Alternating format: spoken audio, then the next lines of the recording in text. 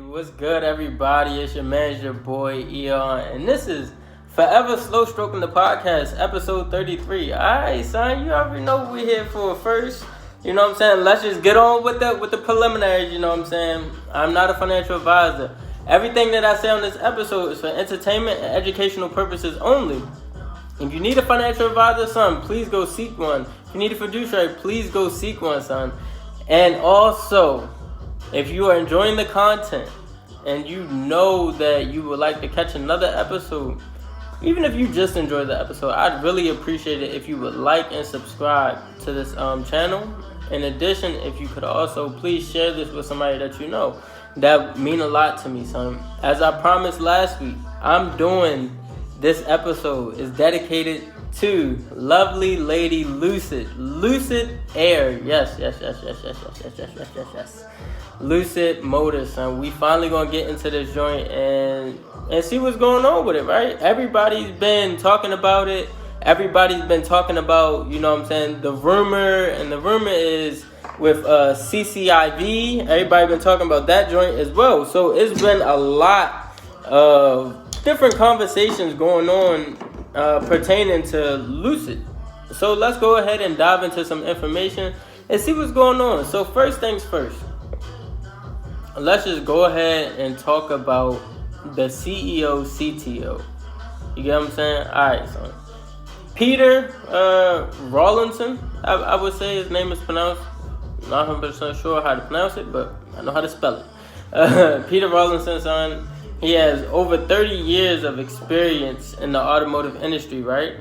For many, you probably already noticed, but he's the CEO that came from, Tesla. And at Tesla, he was the vice president of vehicle engineering there. And also, he was the chief engineer of the Model S. I'm a software engineer, son. I already know that a chief engineer, that's a big role, son.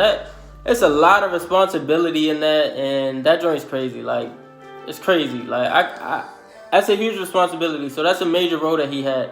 So that tells me that he kind of understands what's going on. And also, you know what I'm saying, he oversees, you know, the production as well as sales of his vehicles, the Lucid joints. So more information about him, just the final information about him, really, so we can get into some needed to know information about Lucid.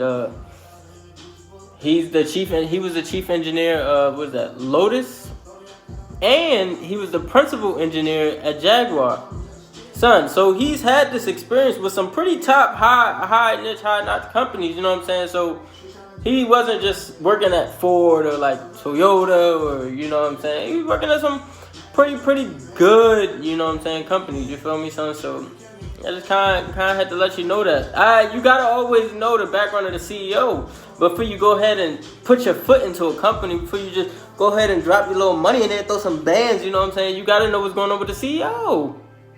You feel me, son? You know me. I'm just here to help y'all. You know me. Alright, so next. Lucid has 4 models, right? And I'm gonna give you a breakdown of each model. There's the Air Dream Edition, right? This one is about $161,500, right?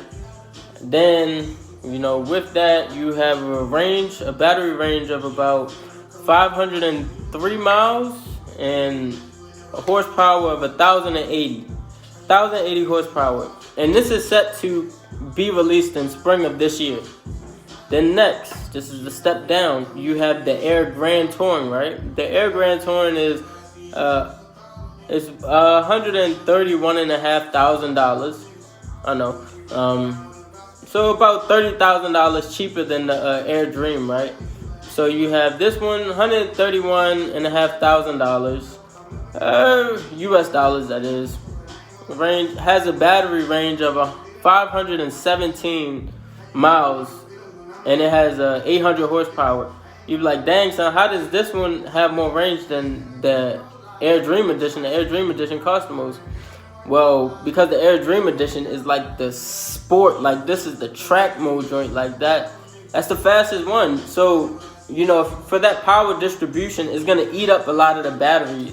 You feel me? So But the Grand Touring joint is it's a performance, type of vehicle, but it doesn't have that same horsepower. The other one has 280 more horsepower. You see what I'm saying? So just keep that in mind. And that is set to be released summer this year, 2021. After that, we go ahead and we get into another lower model than that, which is the Air Touring. Air Touring is about $87,500, right? And that joint, 406 miles on the range, 620 horsepower, and that comes out late this year. Probably, I would say in fall, but it says late 2021 on the website, so only they know what it is. Yeah, so it don't matter. But yeah, it's late this year. And then finally, the base model, the lowest one you can get, is the Air Pure, and that is around 69. I would say about 70K, $69,500, and that joint has 406 miles on the range, the same as the Air Touring, same range, but the horsepower is 480. So you are missing a bit of, a bit of horsepower. I would say, what is that? 160? Yeah, you're missing 160 horsepower. Not too bad, but still not there. But it's cheaper, and that comes out in early 2022. And that makes sense, because if you pay attention to Tesla came out with their models, their cheapest model came out last. So, the flagship came out, the Model S, then they came out with more models after that. And then finally, now they have the Model 3, and they're even trying to come out with a more cheaper one. Not more cheaper, but with a cheaper one. You know what I'm saying? So that's valid.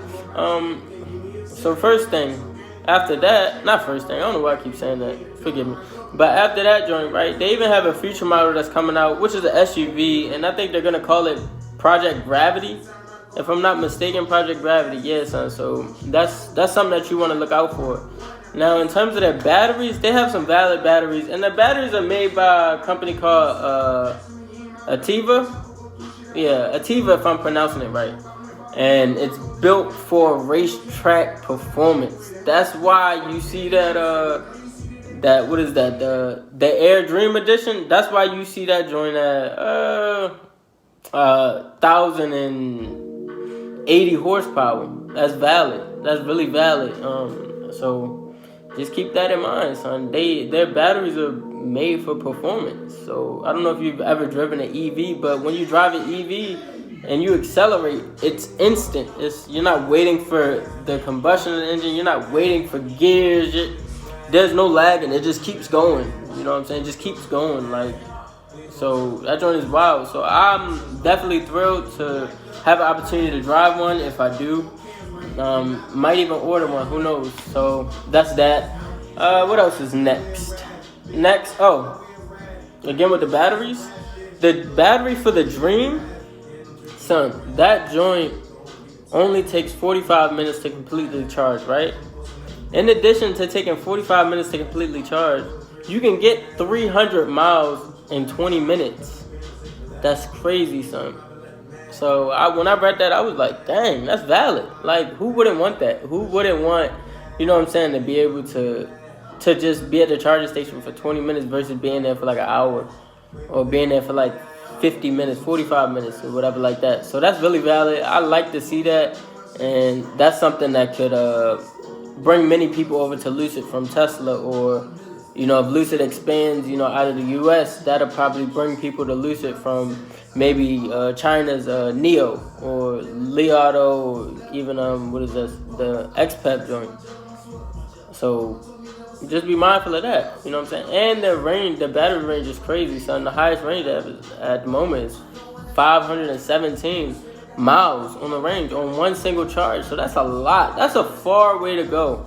My cars, I don't have hybrids, or I don't have fuel efficient vehicles, but between any of my vehicles that I've owned, the most I could ever get was probably 400 miles per tank. And that's crazy to see that in an EV. So definitely changing the game with that. So let's go ahead and talk about some cool technology that I heard about from them. you can use your phone, son. You can use your phone as a key. And that's not uncommon. Tesla does the same thing. I've seen my dad use his phone to drive his Tesla.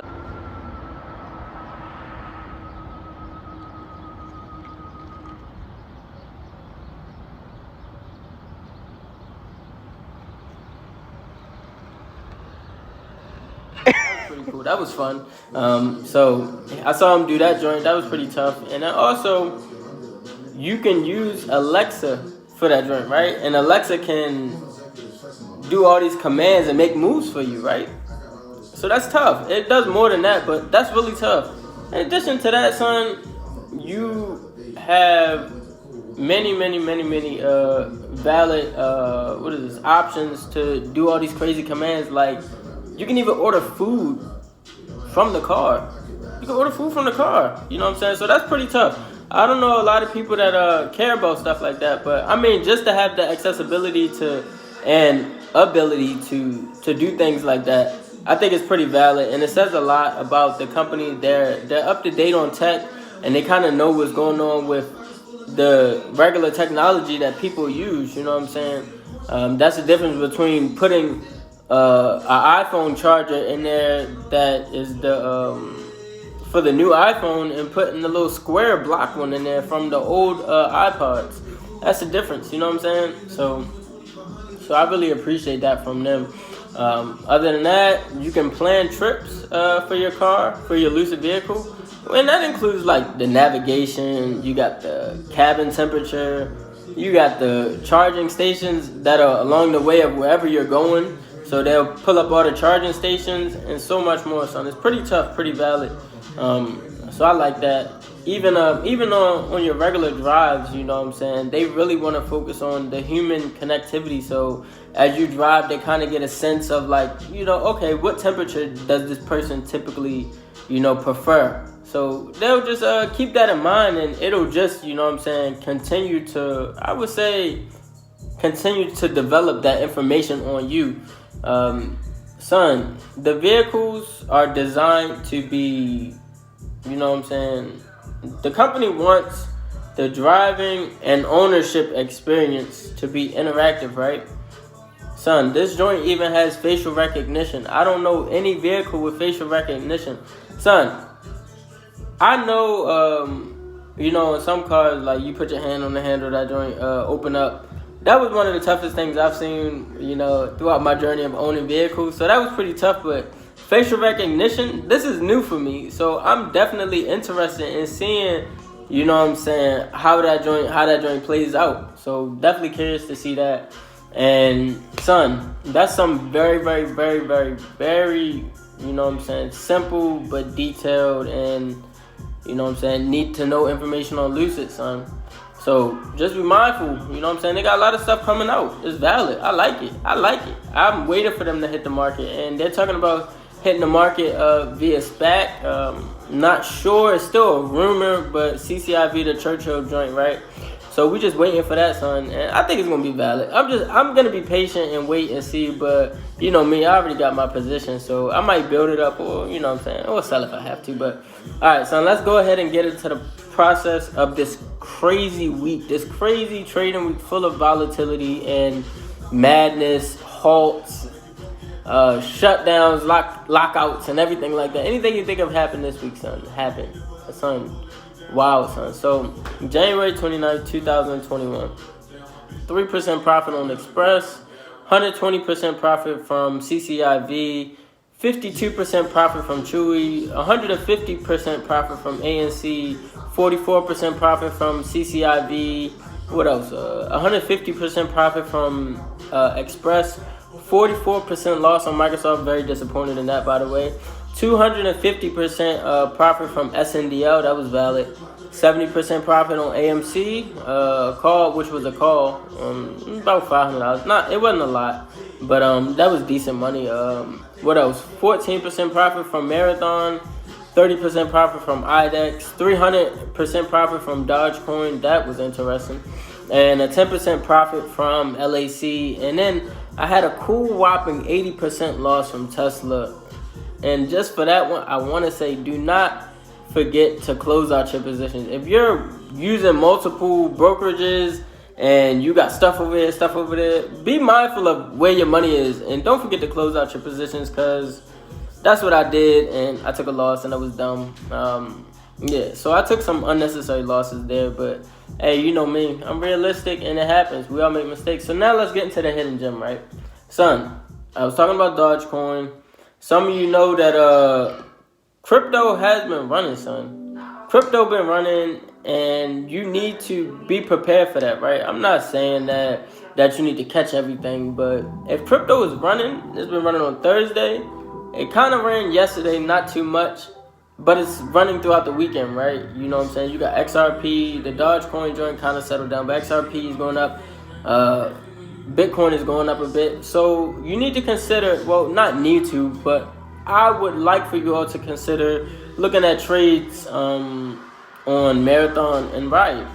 You know, those blockchains. So just look at those things, but son, I swear, that's all I have for y'all. You already know me, staying very valid. Don't forget to like and subscribe. This is episode 33 of Episode Sugar in the podcast. And it's your man, your boy. You already know me, Eyon. Son, I gotta go. I'm gonna holler at y'all. Y'all be good, blessed, productive, and prosperous. Let's get this money. I'll see y'all next week. All right, son.